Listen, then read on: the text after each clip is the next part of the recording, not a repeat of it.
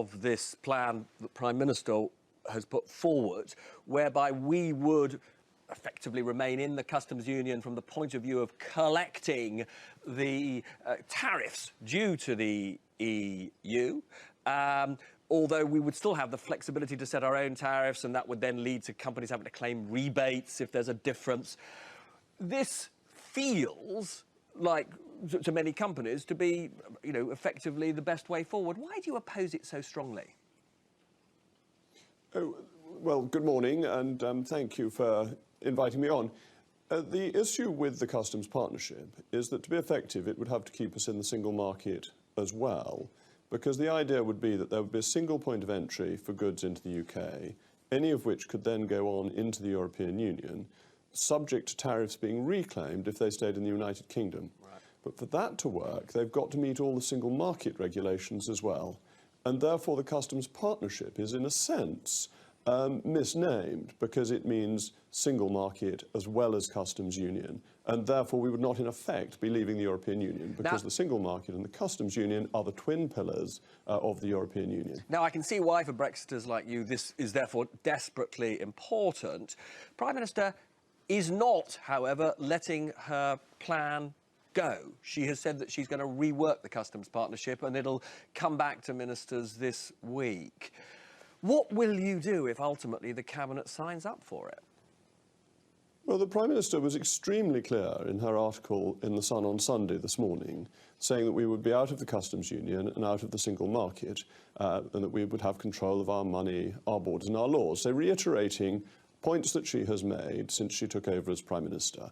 And my position, and the position of a lot of people within the Conservative Party, is that we are supporting the Prime Minister in what she set out in the manifesto, most importantly, because that is our deal with the voters, but also in her Lancaster House, Florence and Mansion House speeches.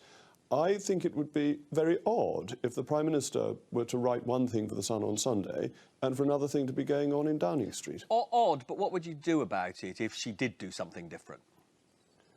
Well, I trust the Prime Minister not to do things that are odd, so I believe what she writes in newspapers rather than speculation about what people may be thinking in Downing Street. I think we have to deal with what we know officially rather than gossip.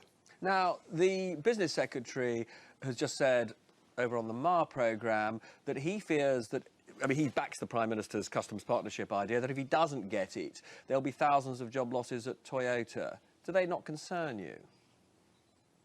We've had endless scare stories about Project Fear, about how we will have the 800,000 people who were meant to lose their jobs, according to Treasury forecasts, just on a vote to leave the European Union. This Project Fear has been so thoroughly discredited that you would have thought that it would come to an end by now.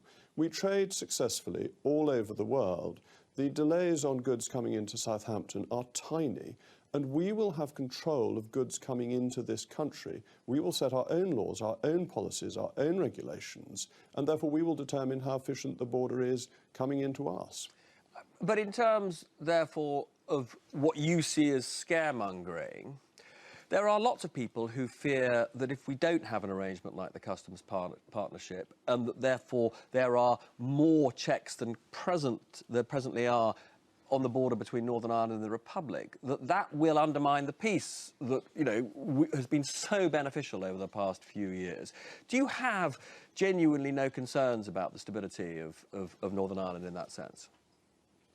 Well, I'd go further than that. I think it's deeply disgraceful that people who wish to keep us in the European Union are threatening the spectre of a return to terror to try and make people accept their view. The head of HMRC, John Thompson, has said that there is no need for any physical infrastructure at the border between Northern Ireland and the Republic. And it's important to remember that there already is a border. There is a border for currency, there is a border for immigration, there is a border for excise, and there is a border for VAT. But this does not need a physical infrastructure at the border. And that's what a hard border is. There may indeed need to be non-border checks that take place. That would be perfectly reasonable in the new situation.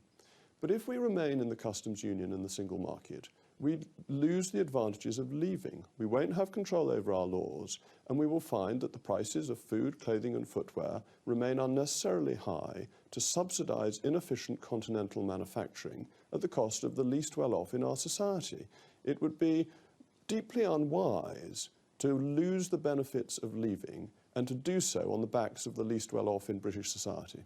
I mean, it does sound to me that you are, accusing those who negotiated the Good Friday Agreement, because they are the ones who have the loudest voices in warning about the impact of a hard border. You are accusing them of the worst kind of politics.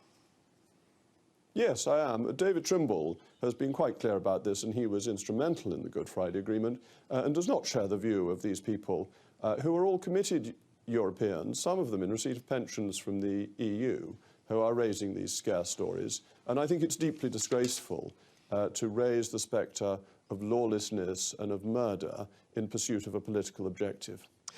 I mean, you are a student of British history. Ireland has undermined the issue of Ireland in so many different ways, has undermined British governments, going back well over 100 years now. I think we're much longer than that. Yeah, I mean, that's right. Much more than 100 years. It's a very long and complex history. That's absolutely true. And that's why there's such a determination not to have a hard border, not to have a physical infrastructure. But that is within our gift. We don't have to impose one. And that's very important to bear in mind. It would be a voluntary act, either of us or of the Irish, to impose a hard border. Neither side wishes to do that. We can have an agreement that does not require a hard border. It is very straightforward. But on that basis, you seem to be broadly accusing the entire European Union of, essentially being hysterical about the rules that have been fundamental to their security and prosperity. No, I don't. No, I don't make that accusation at all. I make an accusation against a small number of people who are raising the spectre of a return to the men of violence, who I think are in a particularly invidious position.